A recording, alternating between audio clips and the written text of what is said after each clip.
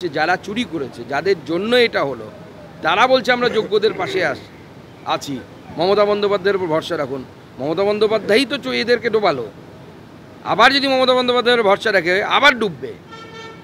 শুধু এদের সবে শুরু কলিক সন্ধ্যা, আর কত কত কত চাকরি যায় দেখুন। সব জায়গাতে নিয়ম বহির্ভূতভাবে নিয়োগ, পয়সা নিয়ে চাকরি বিক্রি করেছে, চুরি হয়েছে সব প্রত্যেকটি চাকরি। স্বাভাবিকভাবে কোর্টের সামনে কেউ গেলে সেই চাকরি বাতিল হয়ে যাবে। মমতা বন্দ্যোপাধ্যায়কে যতক্ষণ না পর্যন্ত এই দুর্নীতির দায়ে জেলে ঢোকাতে পারছে কোর্ট, ততক্ষণ পর্যন্ত এর সমাধান নেই। এসএসসি চেয়ারম্যান যেরকম বলছেন 3 মাসের মধ্যে নিয়োগ সম্ভব নয়, মানে সেটা আরেকটা, তাদেরকে কোর্টকে গিয়ে বলতে বলুন, বাইরে বলে কি হবে। কোর্ট বলেছে, কোর্টের সাথে বুঝে নিতে বলুন।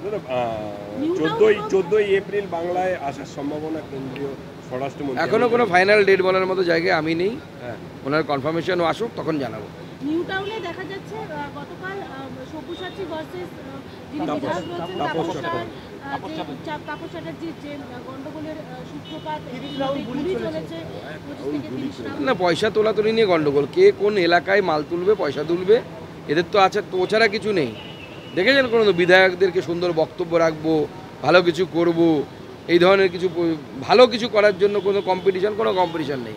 কে কোন এলাকার দখল নেবে, কুকুর যেমন লড়াই করে যে কোন এলাকায় কে থাকবে ভাদ্র মাস এলে, সেরকম হচ্ছে তৃণমূল কংগ্রেসের নেতাদের অবস্থা। রামনবমীর আগে দেখা যাচ্ছে ফ্ল্যাগ পোস্টার জঞ্জালে ফেলে দেওয়া হচ্ছে, সরিয়ে দেওয়া হচ্ছে, মানে রামের এত না দেখুন, রামের সাপোর্টারের থেকে যদি বাবরের সাপোর্টার বেশি হয়ে যায় তখন এরকমই হয়। পশ্চিমবঙ্গে রামের সাপোর্টার কম হচ্ছে, বাবরের সাপোর্টার বেশি হয়ে যাচ্ছে। লড়াই করতে হবে আরেকবার।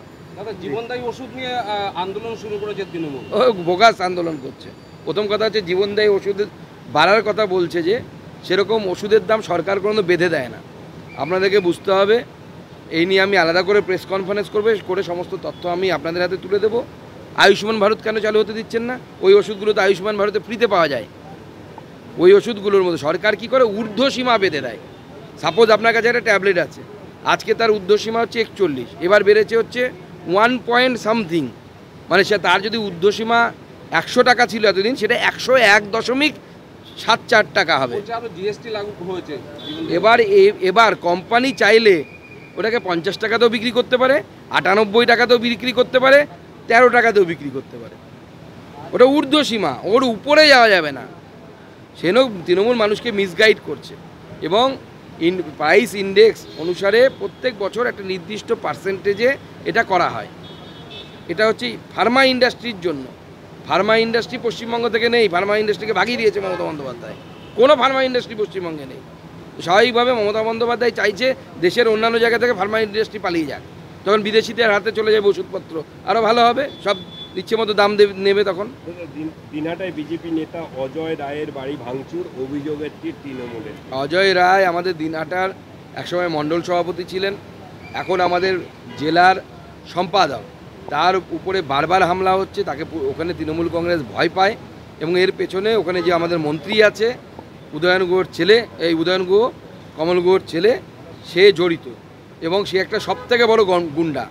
উত্তরবঙ্গের মানুষ বেসিক্যালি শান্তিপ্রিয় মানুষ, কিন্তু এই উদয়ন গুহ গোটা উত্তরবঙ্গটাকে, বিশেষ করে কুচবিহারকে নরকে পরিণত করেছে।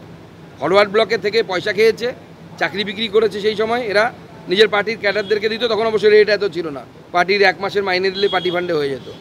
এখন তৃণমূলে এসে আবার পয়সা কামাচ্ছে। ক্ষমতায় আসার পরে এই যোগ্য মেধাদের চাকরি দেবে বিজেপি। দেখুন, যোগ্য যারা, তাদের পাশে সবাই আছে, সেটা আমরা সবাই বলছি, কিন্তু বিষয়টি হচ্ছে যারা চুরি করেছে, যাদের জন্য এটা হলো, তারা বলছে আমরা যোগ্যদের পাশে আছি। মমতা বন্দ্যোপাধ্যায়ের উপর ভরসা রাখুন। মমতা বন্দ্যোপাধ্যায়ই তো এদেরকে ডোবালো। আবার যদি মমতা বন্দ্যোপাধ্যায়ের ভরসা রাখে আবার ডুববে। শুধু এদের সবে শুরু কলিক সন্ধ্যা, আর কত কত কত চাকরি যায় দেখুন। সব জায়গাতে নিয়ম বহির্ভূতভাবে নিয়োগ, পয়সা নিয়ে চাকরি বিক্রি করেছে, চুরি হয়েছে সব প্রত্যেকটি চাকরি। স্বাভাবিকভাবে কোর্টের সামনে কেউ গেলে সেই চাকরি বাতিল হয়ে যাবে।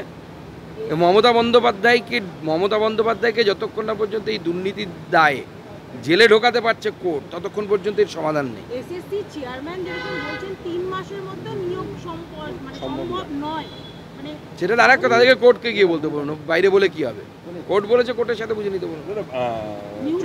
14ই এপ্রিল বাংলায় আসার সম্ভাবনা কেন্দ্রীয় স্বরাষ্ট্রমন্ত্রী এখনো কোনো ফাইনাল ডেট বলার মতো জায়গায় আমি নেই। হ্যাঁ। ওনার কনফার্মেশন আসুক, তখন জানাবো।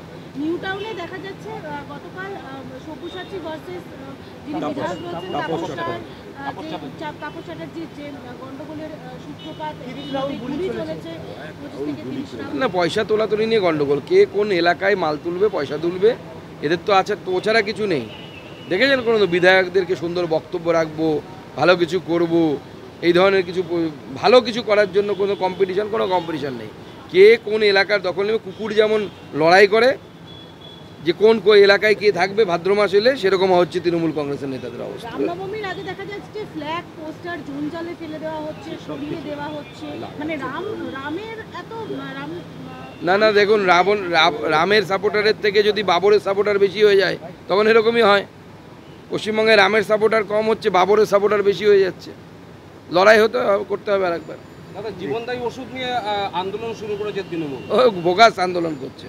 প্রথম কথা হচ্ছে জীবনদায়ী ওষুধের বাড়ার কথা বলছে, যে সেরকম ওষুধের দাম সরকার কোনো বেঁধে দেয় না।